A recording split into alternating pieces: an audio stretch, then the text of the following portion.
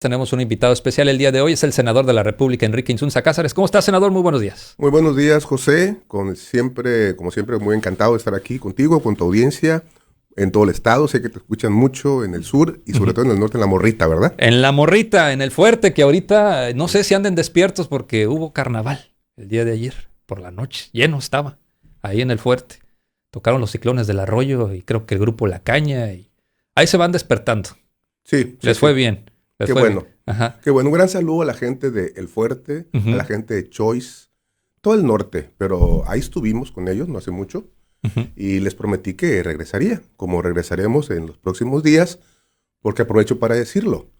Cuando estuvimos en campaña, la gente nos dijo pues muchas expresiones, nos hizo muchas peticiones, pero hay una que nos hizo especialmente, que es la más fácil y la más difícil de cumplir. La más fácil y la más difícil. Y la más difícil de cumplir. Caray. Regresar. Regresar ahí, al mismo lugar y con la misma gente. Y eso es lo que estoy haciendo. Regresar a todos los lugares que visité durante la campaña para agradecer y para informar. Porque la presidenta de México, la doctora Claudia Sheinbaum, nos sugirió a todos los legisladores que no nos quedemos allá en la Ciudad de México, que no nos quite la perspectiva, el aire acondicionado de la Cámara y que bajemos a territorio. Y yo he encontrado que la gente entiende, la gente quiere estar informada y es parte de la obligación que tenemos, informar a la gente y que nos vean y nos hagan peticiones, nos hagan reclamos cuando correspondan y estar junto con ellos y con ellas. ¿Cuál es el horario en el Senado de la República? O sea, ¿qué días están en Ciudad de México trabajando? Preguntarle al senador. Bueno, hasta ahorita digamos que no hemos podido definir un patrón de horarios, porque ha sido muy, muy intenso. El primer periodo fue verdaderamente de una actividad frenética y este está siendo más o menos igual, porque en el primero, recordemos que sacamos todo el paquete del Plan C, que fueron las iniciativas constitucionales que presentó el año pasado el entonces presidente, el gran presidente Andrés Manuel López Obrador, de reformas a la Constitución. Entre ellas, la famosa reforma judicial. Aprovecho para invitar a la gente a que este 1 de junio vayamos y en un ejercicio histórico elijamos en esta elección extraordinaria a las ministras, a los ministros, a los magistrados de la Sala Superior del Tribunal Electoral, a los magistrados, a las magistradas de las salas regionales del Tribunal Electoral y a magistrados, magistradas, jueces y juezas del 12º Circuito en el caso de Sinaloa. Es algo que será por primera vez en la historia de México de esta manera amplia, con el voto secreto, directo de la gente. El único poder por el que no se votaba, hoy se votará. Fue iniciativa de nuestro gran presidente Andrés Manuel López Obrador. Y hemos estado aprobando las otras iniciativas. Sí. Por ejemplo, los programas sociales, que ahora son derechos constitucionales. Ya no los pueden quitar esos. Claro, entre otras cosas, lo que significa que sean derechos constitucionales es que nadie los puede quitar, porque cuando adquieren la categoría de derechos, adquieren también la característica de progresividad. ¿Qué significa esto? Que un derecho no puede ser recortado, no puede ser eliminado, siempre debe ser ampliado. Entonces en la Constitución establecimos que, por ejemplo, las pensiones para adultas y adultos mayores van a aumentar progresivamente cada año, más de lo que aumenta la inflación. El salario mínimo, querido José, recordemos en cuánto estaba en 2018 cuando llegó Andrés Manuel López Obrador. Estaba en 88 pesos. 80 pesos, sí lo recuerdo. ¿Por qué estaba en 88 pesos? Porque resulta que durante la época del PRIAN, especialmente los últimos 36 años, de la Madrid a Peña Nieto, ellos, en un acuerdo con los grandes capitales, con los grandes empresarios de México, habían llegado a la conclusión, una conclusión desde luego manipulada, falsa, errónea, como se ha demostrado, que no podía aumentar el salario mínimo. Porque decían, si aumenta el salario mínimo, aumenta la inflación. Sí. Y esto no le conviene a México, no le conviene a los trabajadores y trabajadoras. Imagínate, llega Andrés Manuel y lo primero que hace es cambiar la política salarial. Salario mínimo aumentado año con año, desde 2018 hasta la fecha. ¿En cuánto lo dejó Andrés Manuel López Obrador? Lo agarra en 88, lo deja en 249. La presidenta Claudia Sheinbaum, para 2025 lo incrementó en un 12%. Está en 279 pesos. ¿Y cuál es el pronóstico, el plan de la presidenta Claudia Sheinbaum? que continúe aumentando cada año, que en 2030, cuando ella se vaya, cuando termine su mandato, esté alrededor cercano a los 400 pesos. Porque el salario mínimo, y así lo pusimos en la Constitución, tiene que aumentar cada año por encima de la inflación. No es una decisión política ya, ahora es una decisión constitucional y irá recuperando progresivamente su capacidad para servir para lo que debe servir. Alimentación, vivienda, vestido y por supuesto cultura, porque no solamente de pan vive el hombre. Y ahora estamos, después de haber aprobado todas esas reformas constitucionales, por cierto, la semana pasada aprobamos una muy importante, jóvenes construyendo el futuro ya es un derecho. Todos los jóvenes de nuestro país que por alguna circunstancia o razón no pudieron estudiar, no están estudiando y no tienen un empleo formal, ahora tendrán un ingreso asegurado constitucionalmente de un salario mínimo diario. Eso es alrededor de 8,500 pesos al mes, siempre, desde luego, que se inscriban en un programa de una empresa para aprender un arte, un oficio, una habilidad, y de esta manera ofrecerles un futuro digno a las y los jóvenes de México. Ahí está la solución a muchos problemas, entre ellos el que muchos jóvenes, por falta de oportunidades, hayan optado u opten por caminos que no son el del trabajo lícito y honrado. Sí, tenemos a jóvenes construyendo futuro aquí en las noticias. Pues qué bueno. Saludos a los jóvenes, están en la página web. Sí, fíjate. Nos están ayudando ahí. Fíjate que esa es una nota que creo que nos define muy bien, nos diferencia muy bien de los que estuvieron antes, de los neoliberales, de los del PRIAN. Ellos le llamaban ninis a los jóvenes. Los contaban y decían, tenemos tantos ninis, jóvenes que no estudian y que no trabajan.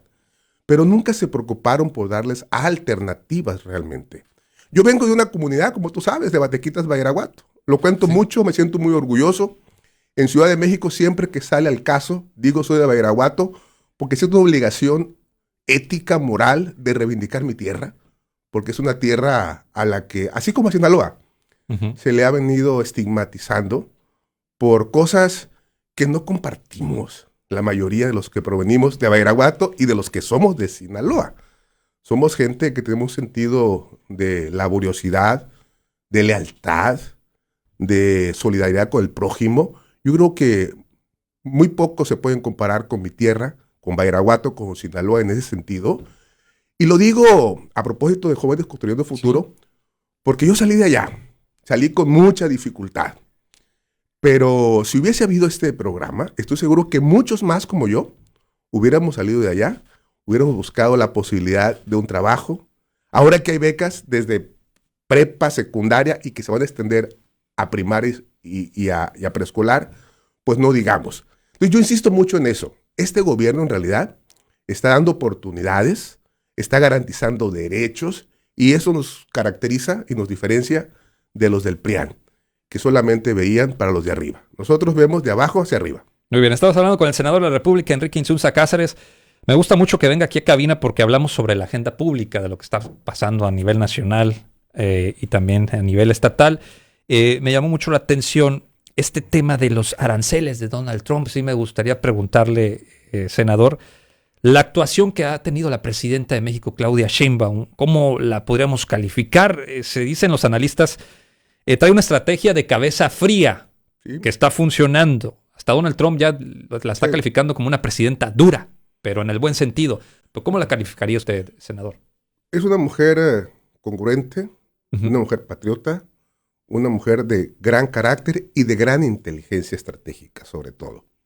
En el Senado de la República, yo lo he dicho cada vez que me han preguntado, vamos a acompañar sin reservas, a fondo perdido, las iniciativas de la presidenta. Envió una muy, muy importante de reforma al artículo 19 y al artículo 40 constitucional para reafirmar la soberanía de México, para reafirmar que las y los mexicanos somos los dueños de nuestro destino, tomamos nuestras propias decisiones y que no vamos a admitir injerencias ni imposiciones de ningún país, por fuerte o poderoso que sea. Ahí me correspondió, como presidente de la Comisión de Estudios Legislativos, presentar el dictamen. Me siento muy orgulloso de haberlo hecho. En Sinaloa tenemos una tradición de pensamiento político que ha definido de alguna manera históricamente cómo nuestro país se ha firmado en el Concierto de las Naciones bajo los principios que ya están en la Constitución, de autodeterminación de los pueblos, de respeto a la soberanía, de promoción y respeto a los derechos humanos. Por ejemplo, pues nuestro gran Genaro Estrada, que fue uno de los artífices de lo que hoy es la política constitucional de México en el mundo, de respeto a los pueblos, a su autodeterminación. Y creo que la presidenta lo está haciendo muy bien. Los propios legisladores de Norteamérica, de Estados Unidos, han dicho que esta medida de los aranceles en realidad es de carácter político, no es de carácter netamente económico. Y claro, México respeta lo que los estadounidenses decidan, porque pedimos también respeto para lo que decidamos los mexicanos. Pero en esta materia creo que la presidenta lo ha venido haciendo de una manera muy firme, de una manera muy estratégica, y cuenta con el respaldo no solamente de las y los legisladores de la 4T. Creo que ha quedado muy claro que el pueblo de México, su aprobación anda por arriba del 80%, 85%, y yo creo que va a llegar por encima del 90%. Más que el expresidente Andrés Manuel. Sí, sorprendentemente, incluso por encima de lo que ha tenido el mejor presidente de la historia de México. Cuando decimos esto, yo siempre matizo un poco, porque yo creo que si quisiéramos encontrar un presidente de la altura de Andrés Manuel López Obrador, tendríamos que remontarnos quizás a Juárez y tal vez a Cárdenas. Pero Juárez, Cárdenas, López Obrador y ahora Claudia Sheinbaum. Sí están en el mismo nivel. Creo que sí. Sí. Creo que sí. Cada quien le tocó una circunstancia distinta. El gran presidente López Obrador, entendamos que le tocó construir los cimientos de un movimiento. Etapa dura, le llevó toda la vida, 3 veces candidato, 2 veces anteriores con distintas mañas, pero las 2 veces se la quitaron, se la robaron a la mala, y le tocó construir con tesón, con terquedad. Fue un terco, es un terco, en el buen sentido de la palabra, por las cosas buenas, con ideales. Y a la presidenta le toca una circunstancia distinta. Ella le llama construir el segundo piso, con sus desafíos, porque a ella le toca con el segundo mandato del presidente Trump, en un momento geopolítico distinto. Entendamos que el presidente Trump no solamente es con México, con quien está impulsando esta política de aranceles, sino que es también con Canadá, con Europa y sobre todo con China. Y nuestro país, con la conducción de la presidenta, que se sabe respaldada por el gran pueblo de México, creo que lo está haciendo muy bien. Muy bien, estamos hablando con el senador de la República, Enrique Insunza Cázares. Me gustaría hablar también sobre el tema de Morena. El momento que está pasando el partido político es un momento bueno, en el sentido de que no tienen oposición en estos momentos. Es muy poquita la oposición. Si hacemos un análisis, el PRI pues prácticamente no existe, el PAN tampoco, pues el PRD creo que ya está desaparecido, Movimiento Ciudadano también, o sea, el reto que tiene Morena es la unidad, senador, y la oposición que puede venir de Morena es dentro de Morena. No sé cómo está viendo este movimiento, senador. Pues mire, yo, querido José, yo te digo lo siguiente. Ahora que ando volviendo al territorio, llevo un mensaje a la gente. Entre otras cosas, informo del trabajo que hacemos en el Senado, pero sobre todo, recordar lo que dijo el fundador de nuestro movimiento. Este movimiento no le pertenece a nadie en lo particular. Él mismo dijo siempre que no era él el movimiento, que el movimiento es de la gente, es del pueblo. Efectivamente, Morena tiene un momento en el que se alza definitivamente como... Es un partido movimiento, recordémoslo, sí, como el baluarte de lo que la gente quiere que este país sea. Y evidentemente, al tener el respaldo de la gente, tiene una fuerza que se manifiesta pues, prácticamente como la única gran alternativa en este país. Y cuando eso ocurre, pues puede haber, como es propio, digamos, de la condición de un movimiento tan amplio, pues expresiones de pluralidad, como las estamos viendo.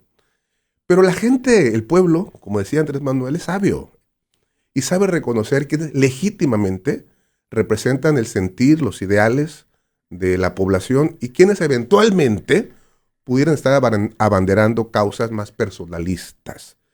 Nuestro movimiento, siendo plural, creo que tenemos un desideratum que seguir construyendo, profundizando derechos para las y los mexicanos, y en esa medida nos vamos a mantener. Y al final del día, eso le refrendo yo a la gente. Ustedes tienen un poder impresionante. Es el poder del voto. Con el voto hay que refrendar a quien cumple, y con el voto hay que castigar a quien no responde a las expectativas de la gente. Sí, estamos hablando con el senador de la República, Enrique Insunza Cázares. ¿Por qué lo digo, este tema del morenismo? Porque también la semana pasada una nota en la que todo el mundo se enfocó fue el tema de las corrientes morenistas a nivel nacional, cuando Claudia Sheinbaum da este discurso en la plancha del Zócalo, un discurso muy bueno, en donde hablaba sobre la soberanía, sobre el tema de los aranceles, la negociación que llegó con Donald Trump, pero veíamos también el tema de la fotografía con Andy López, y estaba Luisa María, Adán Augusto, Ricardo Monreal, y empiezan, ¿no? Aquí hay algo. Hay una corriente que es de Claudia Sheinbaum, hay una corriente que viene de Andy López, hay otra corriente que se llama Ricardo Monreal, hay otra corriente morenista de Adán Augusto. Usted que está allá en la Ciudad de México, ¿cómo está percibiendo esto? ¿Sí es así? Pues mira, José, yo estaba en la plancha de Zócalo. A mí nadie me lo va a contar. Ajá. Yo estaba en primera fila, detrás justamente de los participantes en esa fotografía. Lo que te puedo decir es que auténticamente fue un descuido.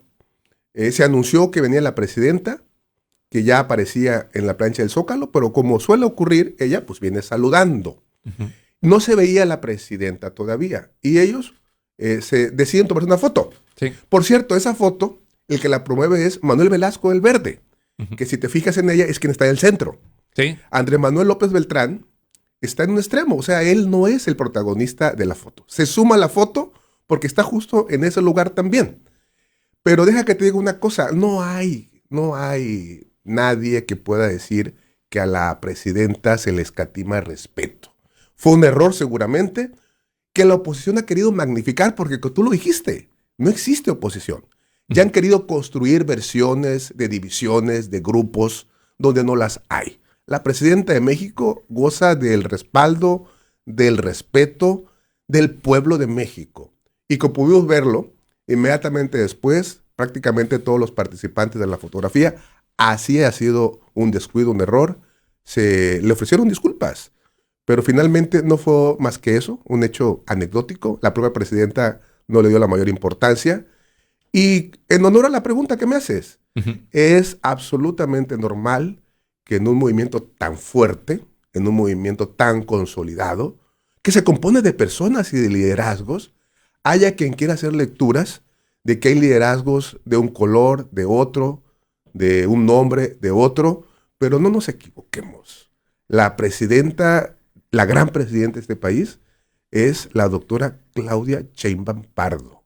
Presidenta y, según la Constitución, por mandato de la misma, jefa de Estado. Ella no es la cabeza de Morena, pero siendo ella la líder de la transformación, de este segundo piso de la transformación, todos y todas tenemos que darle nuestro apoyo, y en el caso nuestro, en el caso de las y los sinaloenses, como he podido constatarlo a ras de suelo, se lo refrendamos a fondo perdido y sin cortapisas. Muy bien. Senador, estamos viendo que los fines de semana va con el pueblo, va con la gente. Tuvo una asamblea en Mocorito este fin de semana, también en Bellavista, aquí en Culiacán. ¿Qué se les dice? O sea, a ver, ¿cómo es este ejercicio con la ciudadanía? Bueno, voy a informar. La presidenta nos dijo, vayan a informarle a la gente para que se les quiten cositas de la cabeza. Porque luego allá en las cámaras resulta que todo el mundo anda pensando que en el 20 y tantos, que en el 30 y tantos. No, nosotros tenemos una función. Yo sí la veo. Mi función es servirle a la gente de Sinaloa allá en el Senado. Y como dije al principio, estoy recorriendo todos los lugares que visité en campaña. Y así voy a seguir. Hasta que termine de recorrerlos todos, y seguramente les voy a dar más de alguna vuelta. Fíjate que en Mocorito me tocó ver algo que puse en mis redes. Fue una reunión muy bonita, debajo de un árbol de caoba, una sombra hermosa, en un lugar tan bello como es Mocorito, pero fíjate que lo más bello es su gente. Se me acercó don Wenceslao Valenzuela Medina. Después de nuestra asamblea informativa, don Wenceslao, a quien conocen con mucho cariño en Mocorito, como don Bucho, a quien le mando un gran abrazo si me está escuchando, y a toda la gente de Mocorito, me dijo, qué bueno que habló también de la elección del Poder Judicial. Él es un sobador, componedor y alineador. Ese es su oficio de Wenceslao. Lo quieren mucho en Mocorito. Me hace falta Don Bucho. Y me dice qué bueno que habló del Poder Judicial, porque eso es muy necesario. Dice. La transformación no se va a lograr si no se logra limpiar al Poder Judicial. Pues me dejó un sabor de boca a mí extraordinario, porque eso le quiero decir a los del PRIAN, a la oposición. El pueblo está informado. Un componedor, un sobador, un hombre humilde, muy querido en Mocorito, tan informado, tan claro en que este país está caminando, pero que es necesario. Y me dijo, qué bueno que llamó a votar el 1 de junio para elegir a los nuevos integrantes de la Judicatura. Entonces, estoy encontrando que la gente está informada, la gente quiere ser tomada en cuenta, la gente quiere saber qué estamos haciendo y, por supuesto, tiene cosas que decirnos.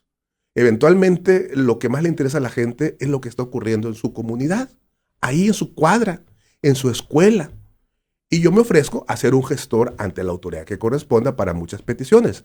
Pero sobre todo les digo, este país se construye a base de hacer reformas, de hacer leyes, de hacer que los derechos de todas y de todos, comenzando por la gente más humilde, vuelvan a ser el motor de la vida política. Y creo que ese es el trabajo que nos toca hacer. Y creo que hay una respuesta extraordinaria hacia la 4T, hacia Morena, hacia la presidenta y, ojo, hacia el gobernador Rubén Rocha Moya. A ras de suelo la gente está contenta, reconoce un trabajo humanista que está haciendo y creo que nuestra fortaleza está en eso, en que somos congruentes con lo que prometimos y con lo que estamos haciendo. Senador, aquí nos están preguntando, ya para finalizar esta entrevista, con el tema de la gestión, nos dicen en dónde lo pueden encontrar. Bueno, qué buena pregunta. Sí. Tenemos una casa de gestión que está ubicada por la calle Nicolás Bravo, casi esquina con la calle Juan de Dios Batis, en la colonia Morelos. Ahí están mis teléfonos, están en mis redes. Y toda persona que necesite un acompañamiento, una gestión, un apoyo que esté en el ámbito de la competencia del senador Enrique Insunza, para eso es esa casa de gestión. Yo soy muy cierto, esta es una experiencia que me parece a mí de las más extraordinarias que he vivido, que su recompensa es el reconocimiento, el agradecimiento y, de ser posible, la admiración de la gente. Muy bien, ahí lo pueden encontrar en esta casa de gestión. Pues es un gusto tenerlo aquí en los micrófonos de Luz Noticias, senador. Siempre muy atento a estar con tu público. De nueva cuenta les mando un gran saludo a la gente del norte, a la gente del centro y a la gente del sur. Por allá nos van a ver cumpliendo con nuestra tarea, con nuestra encomienda que nos dio la presidenta de México. Por supuesto el pueblo de Sinaloa, pues la presidenta de México, como líder de nuestro movimiento, nos pide que vayamos a informar y ahí estaremos informando.